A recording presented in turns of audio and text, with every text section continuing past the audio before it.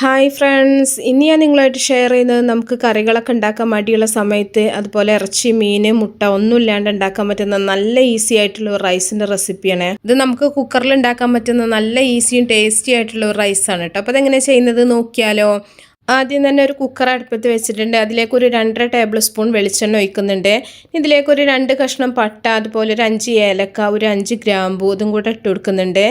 ഇതെല്ലാം കൂടെ ഒന്ന് പൊട്ടി വരുന്ന സമയത്ത് ഇതിലേക്ക് ഒരു 2 സവാള ചെറുതാക്കി അരിഞ്ഞത് ചേർക്കുന്നുണ്ട്. സവാള ചെറുതാണെന്നുണ്ടെങ്കിൽ 2 എടുത്താൽ മതി, ഇല്ല വലുതാണെങ്കിൽ 1 മതി കേട്ടോ. ഞാനിവിടെ 2 ഗ്ലാസ് അരിയിലാണ് ഈ റൈസ് ഉണ്ടാക്കിയെടുക്കുന്നത്. ഈ സവാള നന്നായിട്ട് നമുക്കൊന്ന് വഴറ്റിയെടുക്കാം. ഒന്ന് വഴന്ന് വരുന്ന സമയത്ത് വേണം നമ്മൾ ഇതിലേക്ക് ഇഞ്ചി വെളുത്തുള്ളി ചതച്ചത് ചേർക്കാനായിട്ട്. ഒരുപാട് പേസ്റ്റ് ആക്കണ്ട, ചതച്ചിട്ട് ചേർത്താൽ മതി. 1 ടേബിൾ സ്പൂൺ ഇഞ്ചി വെളുത്തുള്ളി ചതച്ചത് ചേർത്തിട്ടുണ്ട്. ഇഞ്ചിയും വെളുത്തുള്ളിയും കൂടെ ചേർത്തിട്ട് നല്ലപോലെ ഒന്ന് വഴറ്റിയെടുക്കുക. ഇനി ഇതിലേക്ക് നമുക്ക് കുറച്ച് കറിവേപ്പില ചേർത്ത് കൊടുക്കുക. അതുപോലെ തന്നെ പച്ചമുളകും കൂടെ ചേർക്കുന്നുണ്ട്. പച്ചമുളകൊക്കെ നിങ്ങളുടെ എരിവിനനുസരിച്ച് വേണം നിങ്ങൾ ചേർക്കാനായിട്ട്. എന്നിട്ട് വീണ്ടും നല്ലപോലെ ഒന്ന് വഴറ്റിയെടുക്കുക. അപ്പോൾ കറിവേപ്പില, മുളക് ഇതൊക്കെ ഓരോരുത്തരുടെ ഇഷ്ടത്തിനനുസരിച്ചിട്ട് ചേർക്കാം കേട്ടോ. ഇനി ഇതിലേക്ക് 3 തക്കാളി ചെറുതാക്കി അരിഞ്ഞ് ചേർക്കുന്നുണ്ട്. അരിഞ്ഞ് ചേർക്കേണ്ടതെന്നുണ്ടെങ്കിൽ നിങ്ങൾക്ക് അരച്ച് ചേർത്താലും മതി. എന്നിട്ട് നല്ലപോലെ ഒന്ന് വഴറ്റിയെടുക്കുന്നുണ്ട്.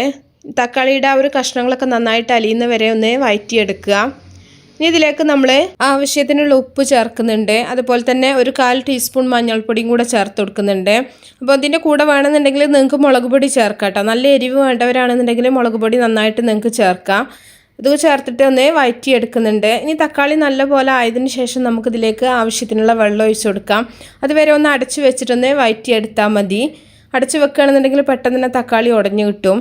അപ്പോൾ തക്കാളിയൊക്കെ നല്ല പോലെ തന്നെ ആയിട്ടുണ്ട്. ഇനി ഇതിലേക്ക് നമുക്ക് അരിക്ക് ആവശ്യത്തിനുള്ള വെള്ളം ഒഴിച്ചു കൊടുക്കാം. ഞാനിവിടെ 2 ഗ്ലാസ് അരിയാണ് എടുത്തിട്ടുള്ളത്. അതുകൊണ്ട് തന്നെ നമ്മൾ 3 ഗ്ലാസ് വെള്ളമാണ് ഒഴിച്ചു കൊടുക്കുന്നത്.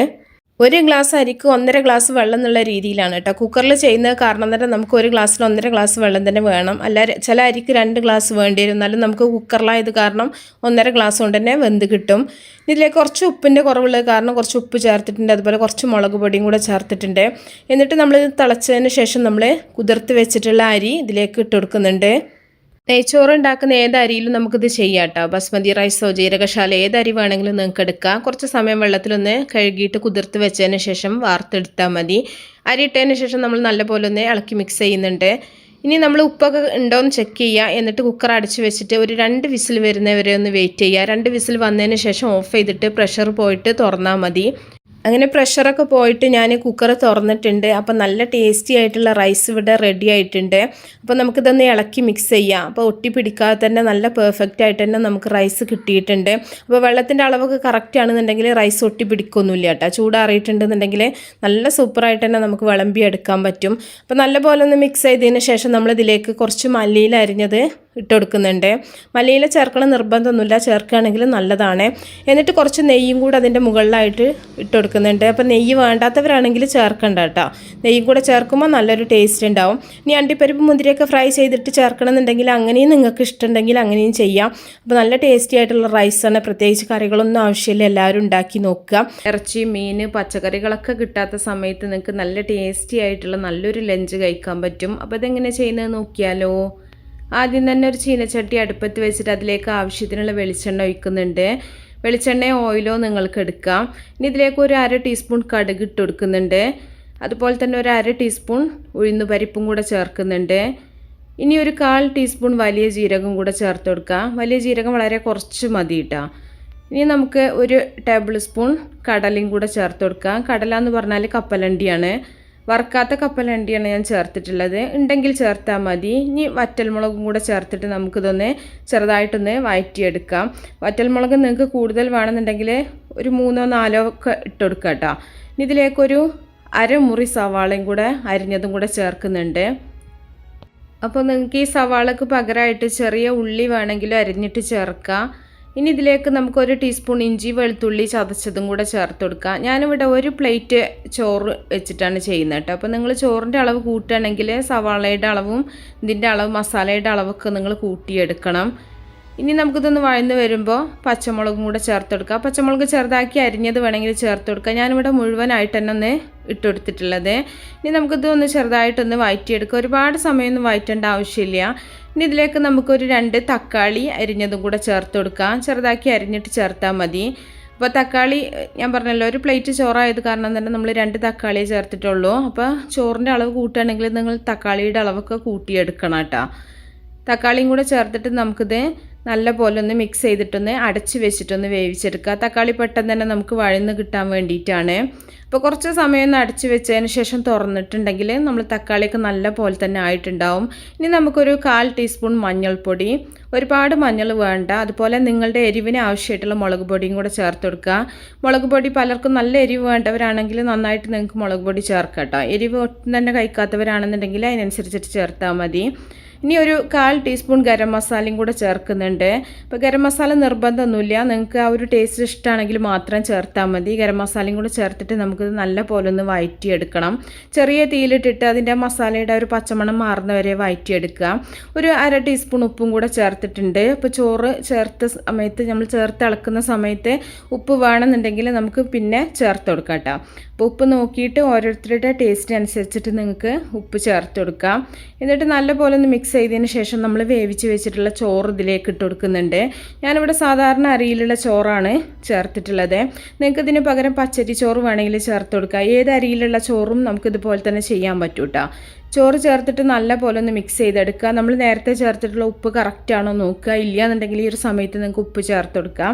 കുറച്ച് മല്ലിയില അരിഞ്ഞതും കൂടെ ചേർക്കുന്നുണ്ട്. നിങ്ങൾക്ക് കടുകൊക്കെ പൊട്ടിച്ച സമയത്ത് കറിവേപ്പില വേണമെങ്കിൽ ഉണ്ടെങ്കിൽ ചേർത്ത് കൊടുക്കുക കേട്ടോ. അപ്പോൾ കറിവേപ്പില മല്ലിയില അതൊക്കെ നമുക്ക് ഉണ്ടെങ്കിൽ അതിനനുസരിച്ചിട്ട് ചേർത്ത് കൊടുക്കുക. എന്നിട്ട് കുറച്ച് സമയം ഒന്ന് അടച്ച് വെച്ചിട്ട് നമുക്കിതൊന്ന് നന്നായിട്ടൊന്ന് വേവിച്ചെടുക്കാം. അപ്പോൾ ആ ഒരു മസാലയുടെ അതൊക്കെ റൈസിലേക്ക് ആവാൻ വേണ്ടിയിട്ടാണ് കുറച്ച് സമയം അടച്ച് വെച്ചതിന് ശേഷം ഇളക്കി മിക്സ് ചെയ്തിട്ട് നമുക്കിത് സെർവ് ചെയ്യാം. അപ്പോൾ നല്ല ടേസ്റ്റി ആയിട്ടുള്ള റൈസാണ്. ഒരു പപ്പടമോ അല്ലെങ്കിൽ ഒരു മുട്ട പൊരിച്ചതൊക്കെ ഉണ്ടെന്നുണ്ടെങ്കിൽ നമുക്കിത് കഴിക്കാൻ പറ്റും. നല്ലൊരു ലഞ്ചാണ് കേട്ടോ. അപ്പോൾ എല്ലാവരും ഉണ്ടാക്കി നോക്കുക. ഒരുപാട് ചിലവൊന്നുമില്ലാണ്ട് വളരെ പെട്ടെന്ന് ഉണ്ടാക്കാൻ പറ്റുന്ന നല്ലൊരു റെസിപ്പിയാണ്. വളരെ ഈസി ആയിട്ട് ഉണ്ടാക്കാൻ പറ്റുന്ന നല്ലൊരു റൈസാണ് കേട്ടോ. അപ്പോൾ കുട്ടികൾക്കാണെങ്കിൽ നല്ല ഹെൽത്തി ആയിട്ട് കഴിക്കാനും പറ്റും. നമുക്ക് വേണമെങ്കിൽ ഉച്ചക്ക് കൂട്ടാനുകളൊന്നും ഇല്ലാണ്ട് കഴിക്കാൻ പറ്റുന്ന റൈസാണ്. ഇതിന് വേണ്ടി ആദ്യം തന്നെ ഞാനൊരു കുക്കർ അടുപ്പത്ത് വെച്ചിട്ടുണ്ട്. അതിലേക്ക് കുറച്ച് വെളിച്ചെണ്ണ ഒഴിക്കുന്നുണ്ട്. വെളിച്ചെണ്ണയ്ക്ക് പകരം നിങ്ങൾക്ക് ഓയിലോ നെയ്യോ നിങ്ങൾ ഏത് ഓയിലാണോ ഉപയോഗിക്കുന്നത് അത് വെച്ചിട്ട് ഇത് ചെയ്യാം കേട്ടോ. ഇനി ഇതിലേക്ക് ഒരു കഷ്ണം പട്ട, അതുപോലെ ഒരു 4 ഏലക്ക, ഒരു 4 ഗ്രാമ്പും കൂടെ ചേർക്കുന്നുണ്ട്.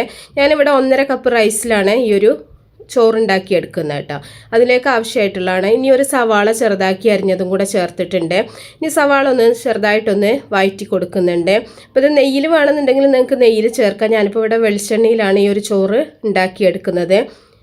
അപ്പോൾ ഒരുപാട് ബ്രൗൺ കളർ ആവേണ്ട ആവശ്യമൊന്നുമില്ല. സവാള അതിൻ്റെ കൂടെ അണ്ടിപ്പരിപ്പ് മുന്തിരിയൊക്കെ നിങ്ങൾക്ക് ചേർക്കാം കേട്ടോ. ഇനി ഇതിലേക്ക് 1 ടീസ്പൂൺ ഇഞ്ചി വെളുത്തുള്ളി ചതച്ചതും കൂടെ ചേർത്തിട്ട് നല്ല പോലെ അതിൻ്റെ ഒരു പച്ചമണം മാറുന്ന വരെ ഒന്ന് വഴറ്റി കൊടുക്കുക.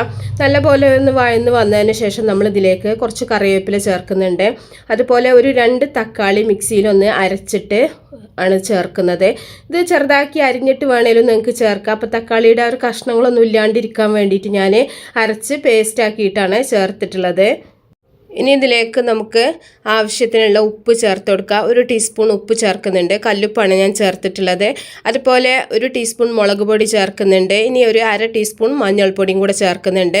മുളകൊക്കെ നിങ്ങളുടെ എരിവിന് ആവശ്യമായിട്ട് ചേർക്കുക. നല്ല എരിവ് വേണ്ടവരാണെന്നുണ്ടെങ്കിൽ നന്നായിട്ട് മുളക് പൊടി നിങ്ങൾക്ക് ചേർത്ത് കൊടുക്കാം. ഇനി ഇതിലേക്ക് പച്ചമുളക് വേണമെങ്കിലും ചേർക്കാം. ഞാനിതിൽ പച്ചമുളക് ചേർത്തിട്ടില്ല. ഇനി ഒരു 1/2 ടീസ്പൂൺ ഗരം മസാലയും കൂടെ ചേർക്കുന്നുണ്ട്. ഗരം മസാല പൊടിച്ചതാണ് ചേർത്തിട്ടുള്ളത്. അതും കൂടെ ചേർത്തിട്ടുണ്ട്. എന്നിട്ട് ഒന്നുകൂടെ ഒന്ന് വഴറ്റിയെടുക്കുക. ഇനി ഇതിലേക്ക് നമ്മൾ വെള്ളത്തിൽ കുതിർത്ത് ഒന്ന് പിഴിഞ്ഞെടുത്തിട്ടുള്ള സോയ ചങ്ക്സ് ആണ് ഇട്ട് കൊടുക്കുന്നത്. ഇത് ചെറുതോ വലുതോ ഒക്കെ നിങ്ങളുടെ ഇഷ്ടം പോലെ നിങ്ങൾക്ക് എടുക്കാം കേട്ടോ. ഞാനിവിടെ ചെറിയ സോയ ചങ്ക്സ് ആണ് എടുത്തിട്ടുള്ളത്. അപ്പോൾ അതും കൂടെ ചേർത്തിട്ട് നല്ല പോലെ ഒന്ന് വഴറ്റിയെടുക്കുക. നേരത്തെ നമ്മൾ വെള്ളത്തിൽ കുതിർത്ത് വെക്കണം. അതിന് ശേഷം വെള്ളത്തിൽ നിന്ന് പിഴിഞ്ഞെടുത്താൽ മതി. ഇനി നല്ല പോലെ നായതിന് ശേഷം നമുക്കിതിലേക്ക് അരിക്ക് ആവശ്യമായിട്ടുള്ള വെള്ളം ചേർത്ത് കൊടുക്കാം. നമ്മൾ അരി 1.5 കപ്പ് അരിയാണെങ്കിൽ 1 കപ്പ് അരിക്ക് 1.5 കപ്പ് വെള്ളം എന്നുള്ള രീതിയിലാണ്, 1/2 കപ്പിന് 1/4 കപ്പ് വെള്ളം എന്നുള്ള രീതിയിലാണ് ഇതിലേക്ക് വെള്ളം ചേർത്ത് കൊടുക്കുന്നത്. അപ്പോൾ വെള്ളം അളന്നിട്ട് തന്നെ ചെയ്യുക. 1 ഗ്ലാസ് അരിക്ക് 1.5 ഗ്ലാസ് വെള്ളം ആണ് കേട്ടോ. നമ്മൾ സാധാരണ ബിരിയാണി അരിയിലാണ് ചെയ്തിട്ടുള്ളത്. ഇത് ബസ്മതി റൈസിലും നിങ്ങൾക്ക് ചെയ്യാം. അപ്പോൾ കുക്കറിലായത് കാരണം തന്നെ 1 ഗ്ലാസ്സിന് 1.5 ഗ്ലാസ് വെള്ളം തന്നെ വെച്ചാൽ മതി. ഇപ്പോൾ വെള്ളം കൂടെ ചേർത്തിട്ട് നമുക്ക് വെള്ളം തിളച്ച് വരുന്ന സമയത്ത് കുതിർത്ത് കഴുകി വെച്ചിട്ടുള്ള അരി നമുക്കിതിലേക്ക് ചേർത്ത് കൊടുക്കാം. അരിയും കൂടെ ചേർത്തിട്ട് നല്ലപോലെ ഇളക്കി മിക്സ് ചെയ്യുക. ഉപ്പ് കുറവുണ്ടോയെങ്കിൽ നമുക്ക് ഉപ്പ് ഈ ഒരു സമയത്ത് ചേർത്ത് കൊടുക്കാം. അപ്പോൾ ഉപ്പും എരിവൊക്കെ ഓരോരുത്തരുടെ ടേസ്റ്റ് അനുസരിച്ചിട്ട് വേണം ചേർക്കാനായിട്ട്. അപ്പോൾ കുറച്ച് ഉപ്പും കൂടെ ചേർത്തിട്ടുണ്ട്. ഇനി നമുക്കിത് കുക്കറൊന്ന് അടച്ച് വെച്ചിട്ട് ഒരു 2 വിസിൽ വരുന്നവരെ ഒന്ന് വെയിറ്റ് ചെയ്യാം. ഒരു 2 വിസിൽ വരുന്ന സമയം കൊണ്ട് തന്നെ നമുക്ക് ചോറ് റെഡിയായി കിട്ടും. അപ്പോൾ അത്രയും സമയം മതി കേട്ടോ. വളരെ ഈസി ആയിട്ട് ഉണ്ടാക്കാൻ പറ്റും. അപ്പോൾ ഞാനിത് വിസിലൊക്കെ വന്നതിന് ശേഷം പ്രഷറൊക്കെ പോയിട്ട് തുറന്നിട്ടുള്ളതാണ്. ഇനി നമുക്കിതൊന്നേ ഇളക്കി മിക്സ് ചെയ്യാം. അപ്പോൾ എല്ലാവരും ഇഷ്ടപ്പെടും. ഇതിൻ്റെ കൂടെ പ്രത്യേകിച്ച് വേറെ കൂട്ടാനുകളൊന്നും ആവശ്യമില്ല. വേണമെങ്കിൽ നമുക്ക് ഒരു അച്ചാർ മാത്രം മതി. അപ്പോൾ നമ്മൾ ഉച്ചക്കൊക്കെ ഉണ്ടാക്കി എടുക്കുകയാണെന്നുണ്ടെങ്കിൽ ഒരു അച്ചാറും പപ്പടവും ഉണ്ടായാലും നമുക്ക് നല്ല സുഖമായിട്ട് തന്നെ ചോറ് കഴിക്കാൻ പറ്റും. നല്ല ടേസ്റ്റുമാണ്. അപ്പോൾ എല്ലാവരും ഒന്ന് ഉണ്ടാക്കി നോക്കുക. മക്കൾക്കൊക്കെ കൊടുത്തു വിടാൻ പറ്റുന്ന നല്ലൊരു റൈസാണ്. ഇഷ്ടപ്പെട്ടാൽ തീർച്ചയായിട്ടും നിങ്ങൾ ലൈക്ക് ചെയ്യുക. അതുപോലെ നിങ്ങളുടെ ഫീഡ്ബാക്കൊക്കെ അറിയിക്കുക, ഷെയർ ചെയ്യുക, മാക്സിമം സപ്പോർട്ട് ചെയ്യുക. വ്യത്യസ്തമായിട്ടുള്ള ഒരു വെജ് ബിരിയാണിയുടെ റെസിപ്പിയാണ് ഇത്. നമ്മൾ ചോറും മസാലയൊക്കെ ഒരുമിച്ച് ഉണ്ടാക്കുന്ന വളരെ വ്യത്യസ്ത ടേസ്റ്റിലുള്ള ഒരു ബിരിയാണിയാണ്. അപ്പോൾ ഇതെങ്ങനെ ചെയ്യുന്നത് നോക്കിയാലോ. ആദ്യം തന്നെ ഞാനിവിടെ ചോറുണ്ടാക്കാൻ വേണ്ടി ഒരു പാത്രം അടുപ്പത്ത് വെച്ചിട്ട് കുറച്ച് ഓയിലും നെയ്യും കൂടെ ഒന്ന് മിക്സ് ചെയ്ത് ഒഴിച്ചിട്ടുണ്ട്. ഇനി ഇതിലേക്ക് ഒരു സവാള നീളത്തിൽ അരിഞ്ഞതിട്ടിട്ട് ഒന്ന് നല്ല പോലെ ഒന്ന് ഫ്രൈ ആക്കി എടുക്കണം. സാധാരണ നമ്മൾ ചോറ് ഗാർണിഷ് ചെയ്യാൻ വേണ്ടിയിട്ട് ഉള്ളി പൊരിച്ചെടുക്കുന്ന പോലെ തന്നെ ഹൈ ഫ്ലെയിമിലിട്ടിട്ട് തന്നെ നല്ല പോലെ ഒന്ന് പൊരിച്ചെടുത്താൽ മതി. അപ്പോൾ ഉള്ളിയൊക്കെ ഒന്ന് മൂത്ത് വരുന്ന സമയത്ത് കുറച്ച് അണ്ടിപ്പരിപ്പ് അതുപോലെ കുറച്ച് മുന്തിരിയും കൂടെ ഇട്ടിട്ട് നമുക്കൊന്ന് ഫ്രൈ ആക്കി എടുക്കാം. ഇല്ലെങ്കിൽ അണ്ടിപ്പരിപ്പും മുന്തിരിയും സെപ്പറേറ്റ് വേറെ വേണമെങ്കിൽ ഒന്ന് ഫ്രൈ ചെയ്തിട്ട് കോരി മാറ്റിയാലും മതി. ഇങ്ങനെ ആകുമ്പോൾ നമുക്ക് കുറച്ചുകൂടെ എളുപ്പമാണ്. ഈ അണ്ടിപ്പരിപ്പൊക്കെ നല്ല പോലെ ഒന്ന് മൂത്ത് വരുമ്പോൾ കുറച്ച് മുന്തിരിയും കൂടെ ഇട്ടിട്ട് ആ മുന്തിരിയും കൂടെ ഒന്ന് മൂത്ത് വരുന്ന സമയത്ത് നമുക്കിത് ഓയിലിൽ നിന്ന് കോരി മാറ്റാം. ഞാനിവിടെ ഓയിലും നെയ്യും കൂടെ മിക്സ് ചെയ്തിട്ടാണ് എടുത്തിട്ടുള്ളത്. ഇനി നിങ്ങൾക്കിത് നെയ്യിൽ മാത്രമായിട്ട് ചെയ്യുകയാണെങ്കിൽ അങ്ങനെയും ചെയ്യാം കേട്ടോ. ഇനി ഒട്ടും തന്നെ നെയ്യ് വേണ്ടാത്തവരാണെങ്കിൽ ഓയിലിൽ മാത്രമായിട്ടും ചെയ്യാം. ഇനി എല്ലാം ഒന്ന് കോരി മാറ്റിയതിന് ശേഷം നമ്മളിവിടെ സോയാ ബോൾസാണ് ഇട്ട് കൊടുക്കുന്നത്. ഇത് കുറച്ച് സമയം വെള്ളത്തിലിട്ടൊന്ന് കുതിർത്ത് വെച്ചതിന് ശേഷം ഒന്ന് നല്ല പോലെ ഒന്ന് പിഴിഞ്ഞെടുത്തിട്ടുള്ളതാണ്. ഇനി ഇത് കുറച്ച് ഉപ്പും കൂടെ ചേർത്തിട്ട് നമുക്ക് നല്ല പോലെ ഒന്ന് ഫ്രൈ ആക്കി എടുക്കാം. അങ്ങനെ ഫ്രൈ ചെയ്തെടുക്കുകയാണെങ്കിൽ കുറച്ചും കൂടെ നല്ല ടേസ്റ്റാണ് കേട്ടോ. അപ്പോൾ നന്നായിട്ട് തന്നെ ഫ്രൈ ആയിട്ടുണ്ട്. നമുക്കിത് ഓയിലിന് കോരി മാറ്റാം. കോരി മാറ്റി ഒരു സൈഡിലേക്കൊന്ന് മാറ്റി വെക്കുക. ഇനി അതേ ഓയിൽ തന്നെയാണ് നമ്മൾ ഒരു കഷ്ണം പട്ട അതുപോലെ ഒരു 4 ഏലക്ക, ഒരു 4 ഗ്രാമ്പൂ, ഒരു ബേ ലീഫും കൂടെ ഇട്ടിട്ടുണ്ട്. ഇനി ഇതൊക്കെ ഈ മസാലയൊക്കെ നല്ല പോലെ ഒന്ന് മൂത്ത് വരുന്ന സമയത്ത് ഇതിലേക്ക് ഒരു 3 സവാള അരിഞ്ഞത് ഇട്ട് കൊടുക്കുന്നുണ്ട്. ഇത് നമുക്ക് മസാലയ്ക്ക് വേണ്ടിയിട്ടുള്ളതാണ് കേട്ടോ. അപ്പോൾ 1 കിലോക്ക് ഞാൻ 4 സവാള തന്നെയാണ് എടുത്തിട്ടുള്ളത്. ഒന്ന് നമ്മൾ ഫ്രൈ ചെയ്തെടുത്തു, 3 എണ്ണം മസാലയിലേക്ക് ഇട്ടു. ഇനി ഇതിലേക്ക് ആവശ്യത്തിനുള്ള ഉപ്പും കൂടെ ചേർത്തിട്ട് നല്ല പോലെ ഒന്ന് വഴറ്റിയെടുക്കാം. ഞാനിവിടെ കല്ലുപ്പാണ് ചേർത്തിട്ടുള്ളത് കേട്ടോ. അപ്പോൾ ഉള്ളിയൊക്കെ നന്നായിട്ടൊന്ന് വഴന്ന് വരുന്ന സമയത്ത് 2 ടേബിൾ സ്പൂൺ ഇഞ്ചി, വെളുത്തുള്ളി, പച്ചമുളകും കൂടെ നല്ല പോലെ ഒന്ന് ചതച്ചെടുത്തിട്ടുള്ളതാണ്. അപ്പോൾ പച്ചമുളക് ഇഞ്ചി വെളുത്തുള്ളിൻ്റെ കൂടെ ചതക്കണം നിർബന്ധമൊന്നുമില്ല. ചതക്കുകയാണെന്നുണ്ടെങ്കിൽ നല്ല എരിവും അതുപോലെ തന്നെ പച്ചമുളകിൻ്റെ ആ ഒരു നല്ല ടേസ്റ്റും ഉണ്ടാവും. ഇല്ലെങ്കിൽ പച്ചമുളക് ചെറുതാക്കി അരിഞ്ഞത് ചേർത്താലും മതി കേട്ടോ. ഇത് നല്ല പോലെ ഒന്ന് മൂത്ത് വരുന്ന സമയത്ത് കുറച്ച് കറിവേപ്പിലും കൂടെ നമുക്ക് ഇട്ട് കൊടുക്കുക. കറിവേപ്പിലൊക്കെ കൂടുതൽ വേണമെങ്കിൽ കൂടുതലായിട്ട് ചേർക്കാം കേട്ടോ. ഇതെല്ലാം കൂടെ നല്ല പോലെ ഒന്ന് വഴറ്റിയെടുക്കുക. നല്ല പോലെ വഴന്ന് വന്നതിന് ശേഷം മാത്രം ഇതിലേക്ക് നമുക്ക് തക്കാളി ചേർത്ത് കൊടുക്കാം. ഇഞ്ചിയും വെളുത്തുള്ളിയൊക്കെ നല്ല പോലെ മൂത്ത് വരുമ്പോഴാണ് നല്ലൊരു മണം നല്ലൊരു ടേസ്റ്റൊക്കെ ഉണ്ടാവുക. ഒരു 2 തക്കാളി അരിഞ്ഞത് ഇതിലേക്ക് ഇട്ട് കൊടുത്തിട്ടുണ്ട്. ഒരു മീഡിയം വലിപ്പമുള്ള 2 തക്കാളിയാണ് ഞാൻ എടുത്തിട്ടുള്ളത് കേട്ടോ. ചെറുതാണെന്നുണ്ടെങ്കിൽ 3 തക്കാളി വരെ നിങ്ങൾക്ക് എടുക്കാം. ഇനി നല്ല പോലെ തക്കാളി ഒന്ന് വഴറ്റിയെടുക്കുക. കുറച്ച് സമയം വേണമെങ്കിൽ അടച്ച് വെച്ചിട്ടൊന്ന് ചെയ്യുകയാണെന്നുണ്ടെങ്കിൽ കുറച്ചും കൂടെ തക്കാളി പെട്ടെന്ന് തന്നെ വെന്ത് കിട്ടും. അപ്പോൾ തക്കാളി നല്ല പോലെ ഒന്ന് വഴന്ന് വന്നതിന് ശേഷം നമുക്കിതിലേക്ക് വെജിറ്റബിൾസ് ചേർത്ത് കൊടുക്കാം. അപ്പോൾ വെജിറ്റബിൾസ് നിങ്ങൾക്ക് ഇഷ്ടമുള്ള എല്ലാ വെജിറ്റബിൾസും ഇതിലേക്ക് ചേർത്ത് കൊടുക്കാം കേട്ടോ. ഞാനിവിടെ ഒരു വലിയ ഉരുളക്കിഴങ്ങ് ഇതുപോലെ കഷ്ണങ്ങളാക്കി എടുത്തിട്ടുണ്ട്. അപ്പോൾ 1 ഉരുളക്കിഴങ്ങാണ് ഞാൻ എടുത്തിട്ടുള്ളത് കേട്ടോ. അപ്പോൾ ചെറുതാണെങ്കിൽ 2 ഉരുളക്കിഴങ്ങ് എടുക്കാം. ഇനി ഒരു വലിയ ക്യാരറ്റ് അതുപോലെ ഒരു 5-6 ബീൻസും കൂടെ അരിഞ്ഞതും കൂടെ ചേർക്കുന്നുണ്ട്. ഇനി വെറും ഒരു 1/4 കപ്പോളം ഗ്രീൻ പീസാണ് ചേർത്തിട്ടുള്ളത്. ഞാനിവിടെ ഫ്രോസൺ ഗ്രീൻ പീസാണ് എടുത്തിട്ടുള്ളത്. അപ്പോൾ നിങ്ങൾക്ക് ഫ്രോസൺ ഇല്ലയെന്നുണ്ടെങ്കിൽ സാധാരണ ഗ്രീൻ പീസ് ആണെങ്കിൽ ആദ്യം ഒന്ന് വേവിച്ചിട്ട് ചേർക്കുക കേട്ടോ. ഇല്ലയെന്നുണ്ടെങ്കിൽ ഇതിൽ വെന്ത് കിട്ടൂല. ഇപ്പോൾ ഒരു ഹാഫ് വേവ് ആക്കിയിട്ട് ചേർത്ത് കൊടുത്താൽ മതി. ഇനി ഇതിലേക്ക് ആവശ്യത്തിനുള്ള ഉപ്പും കൂടെ ചേർത്തിട്ട് നല്ല പോലെ ഒന്ന് ഇളക്കി മിക്സ് ചെയ്തിട്ട് കുറച്ച് സമയം നമുക്കിതൊന്ന് അടച്ച് വെച്ചിട്ടൊന്ന് വേവിച്ചെടുക്കാം. വെള്ളമൊന്നും ചേർക്കരുത് കേട്ടോ. ചെറിയ തീയിലൊന്ന് വേവിച്ചെടുത്താൽ മതി. അപ്പോൾ ചെറുതായിട്ടൊരു ഇതായിട്ടുണ്ട്, വഴന്ന് വന്നിട്ടുണ്ട്. എന്നാലും മുഴുവനായിട്ട് തന്നെ വെന്തിട്ടുണ്ടാവില്ല കേട്ടോ. ഇനി ഇതിലേക്ക് നമുക്കൊരു ചെറിയ ക്യാപ്സിക്കം അരിഞ്ഞതിട്ട് കൊടുക്കാം. അപ്പോൾ ഇനി ഇതിലേക്ക് ഞാൻ കോളിഫ്ലവർ ചേർത്തിട്ടില്ല കേട്ടോ. കോളിഫ്ലവർ ഉണ്ടെങ്കിൽ അത് ചേർക്കുക. അതുപോലെ തന്നെ മഷ്റൂമൊക്കെ നിങ്ങൾക്ക് ചേർത്ത് കൊടുക്കാം. അതൊക്കെ നിങ്ങളുടെ ഇഷ്ടം പോലെ ചെയ്താൽ മതി. ഇനി നേരത്തെ നമ്മൾ ഫ്രൈ ചെയ്ത് മാറ്റി വെച്ചിട്ടുള്ള സോയാ ബോൾസും കൂടെ ഇതിലേക്ക് ഇട്ട് കൊടുത്തിട്ടുണ്ട്. ഇനി നല്ലപോലെ ഒന്നുകൂടെ നമുക്കൊന്ന് ഇളക്കി മിക്സ് ചെയ്ത് കൊടുക്കാം. ഇപ്പോൾ വെജിറ്റബിൾസിൻ്റെ അളവൊക്കെ വേണമെന്നുണ്ടെങ്കിൽ നിങ്ങൾക്ക് കൂട്ടിയോ കുറച്ചൊക്കെ ചെയ്യാം കേട്ടോ. ഇനി ഇതിലേക്ക് നമുക്ക് മസാലപ്പൊടികളൊക്കെ ചേർത്ത് കൊടുക്കാം. കുറച്ച് സമയം അടച്ചു വെച്ചതിന് ശേഷമാണ് ഞാൻ മസാലപ്പൊടികളൊക്കെ ചേർക്കുന്നത് കേട്ടോ. ഒരു 1/2 ടീസ്പൂൺ മഞ്ഞൾപ്പൊടി ചേർത്തിട്ടുണ്ട്. അതുപോലെ തന്നെ ഒരു 1.5 ടീസ്പൂൺ മുളക് പൊടി ചേർക്കുന്നുണ്ട്. മുളക് പൊടി ഞാൻ അളന്ന് പറയല്ല കേട്ടോ. നിങ്ങൾക്ക് കൂടുതൽ എരിവ് വേണമെന്നുണ്ടെങ്കിൽ കൂടുതലായിട്ട് മുളക് ചേർക്കാം. ഇതിലേക്ക് 1 ടേബിൾ സ്പൂൺ ഗരം മസാല കൂടെ ചേർക്കുന്നുണ്ട്. മുഴുവനായിട്ടുള്ള ഗരം മസാല നമ്മൾ നേരത്തെ ചേർത്തിട്ടുണ്ടായിരുന്നു. അതുകൊണ്ട് തന്നെ പൊടിച്ച ഗരം മസാല 1 ടേബിൾ സ്പൂൺ മതി. നമ്മൾ ഇറച്ചി, മീൻ ഇതൊക്കെ ആണെങ്കിൽ കുറച്ചും കൂടെ മസാലകളൊക്കെ ചേരും കേട്ടോ. പച്ചക്കറി ആയത് കാരണം തന്നെ അത്രയും മസാല ചേരൂല. അപ്പം മസാലയുടെ ഒരു കുത്ത് വരും. അതുകൊണ്ട് തന്നെ പാകത്തിനുള്ള അളവാണ് ഞാനിപ്പോൾ പറഞ്ഞിട്ടുള്ളത്. അപ്പോൾ 1 കിലോ അരിക്കുള്ള ഒരു അളവാണ് കേട്ടോ അതൊക്കെ. ഇനി ഇതിലേക്ക് ഒരു 2 ടേബിൾ സ്പൂൺ തൈരും കൂടെ ചേർക്കുന്നുണ്ട്. അധികം പുളിപ്പില്ലാത്ത തൈരാണ് ഞാൻ ചേർത്തിട്ടുള്ളത്. തൈരും കൂടെ ചേർത്തിട്ട് ഒന്നുകൂടെ നമുക്കൊന്ന് ഇളക്കി മിക്സ് ചെയ്യാം. അപ്പോൾ പച്ചക്കറി ബിരിയാണി ആകുമ്പോൾ മസാലയുടെ കുത്ത് ഒരുപാടായിട്ടുണ്ടെന്നുണ്ടെങ്കിൽ ബിരിയാണിക്ക് നല്ല മടുപ്പ് വരും കേട്ടോ. അത് നിങ്ങൾ പ്രത്യേകം ശ്രദ്ധിക്കുക. മസാല പാകത്തിനായി കഴിഞ്ഞാലാണ് നമുക്ക് ഇത് കൂടുതലായിട്ട് ടേസ്റ്റ് ഉണ്ടാവുള്ളൂ. ഇനി ഇതിലേക്ക് നമുക്ക് ചേർത്ത് കൊടുക്കാനുള്ളത് നമ്മൾ കുതിർത്ത് കഴുകി ഊറ്റി വെച്ചിട്ടുള്ള അരിയാണ്. ഞാനിവിടെ ബസ്മതി റൈസാണ് എടുത്തിട്ടുള്ളത് കേട്ടോ. അപ്പോൾ നിങ്ങൾ ജീരകശാലൻ്റെ റൈസിലും നിങ്ങൾക്ക് ഇതേപോലെ തന്നെ ചെയ്തെടുക്കാൻ പറ്റും. അപ്പോൾ ഒരുപാട് സമയം കുതിർത്ത് വെച്ചിട്ടുള്ള ഒരു 10 മിനിറ്റ് കഴുകി കുതിർത്ത് ഊറ്റി വെച്ചിട്ടുള്ള അരിയാണ്. അപ്പോൾ ഈ അരി ചേർത്തിട്ട് നല്ലപോലെ ഈ മസാലയിൽ കടന്നിട്ട് കുറച്ച് സമയം നമ്മളൊന്ന് റോസ്റ്റാക്കി എടുക്കണം. അപ്പോൾ അരിയിലുള്ള ആ ഒരു വെള്ളമൊക്കെ നന്നായിട്ട് വറ്റി വരും ചെയ്യും. അരി നമുക്ക് വെന്ത് കിട്ടുന്ന സമയത്ത് ഒന്നിനോട് തൊടാതെ നല്ല ഡ്രൈ ആയിട്ട് തന്നെ ചോറ് കിട്ടും കേട്ടോ. കുഴയാണ്ട് ചോറ് കിട്ടും. അപ്പോൾ കുറച്ച് സമയം ഒന്ന് ഇതുപോലെ ഒന്ന് ഇളക്കി റോസ്റ്റ് ചെയ്തെടുക്കുക. അപ്പോൾ ഇനി ഇതിലേക്ക് ഞാൻ 1 കപ്പ് തേങ്ങാപ്പാലാണ് ഒഴിക്കുന്നത്. നല്ല കട്ടിയുള്ള തേങ്ങാപ്പാൽ തന്നെ ഒഴിച്ചു കൊടുക്കുക കേട്ടോ.